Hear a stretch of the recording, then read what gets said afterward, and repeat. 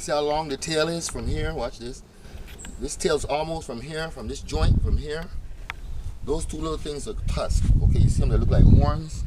Oh, the grabbers. Yes, they use them for holding on to the females in the mating process. He's starting to. I told you I got more teeth than you. No, but the males are a lot less cooperative. And this animal's about 5-6 years old. It might sound amazing, but yeah, I love you too, buckethead. It took a while before this guy eased up on the biting. Believe me, he bit me 3 times before he calmed down. But that's your male. All right. You cut it out. Cut it out. And when she's making noise, he sounds larger than this lady I got in my hand.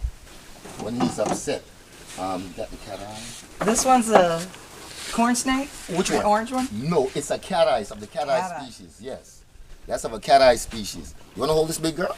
No, I got this. Okay, here, let me. Why don't you give that to the? No, you make your money with that, right? I was gonna say give it to the zoo. No. One time, some Chinaman passed by and wanted to buy. I'm like, guys, you guys not gonna eat her. Oh. Release her. Well, sometimes if you don't feed them, this lady will eat 3 full-grown hens. Hopefully, I can feed her next weekend. I was trying to feed her this weekend. Yes, she will eat 3 full-grown hens or roosters because they are nocturnal. I designed these cages.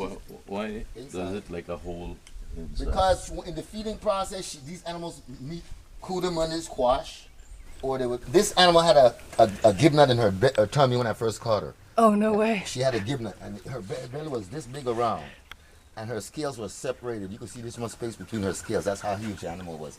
You're moving slow inside bucket. Good girl. Okay, put in your little tail. Have a girl. There you go. Let me get behind you because it's the only way I can mount her due to her weight. Oh my God. Let that bottom part drop because she's got to be comfy. Yeah, you control her. Yeah.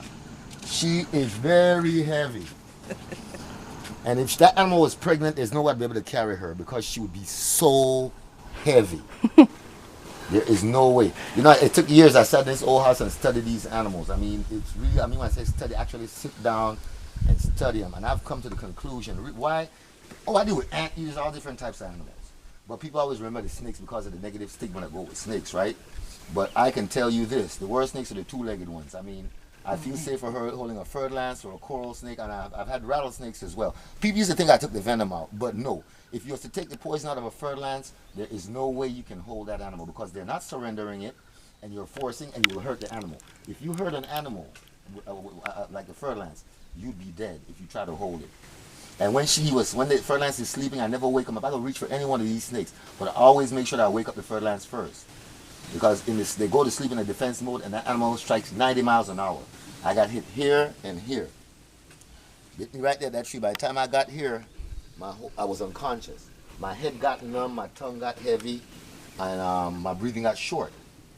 And I told the people, I said, I have to go to the hospital. I remember saying that. After that, I don't remember anything else from the time I left here. And I took them back in there, put them in separate cages like they were. Then I passed out. I woke up 5 days later in the hospital. What happened? Where am I? That's the first thing I tried to determine where I was, which was the hospital. Of course, I recognized that. How I got here, Solomon. Solomon bit me. Why? I placed him in the company of a boa because I usually move him by himself or with another fur lance. I never mix that snake with any other snake. Well, come to find out that fur lances do eat other snakes. I mean, boas do eat fur lance, okay? And books won't tell you everything, believe me. Books won't tell you the digestive. If I was to give one of these, a boa like this, there's no way the average person wouldn't even know how to care for it. I've had hundreds and hundreds of snakes.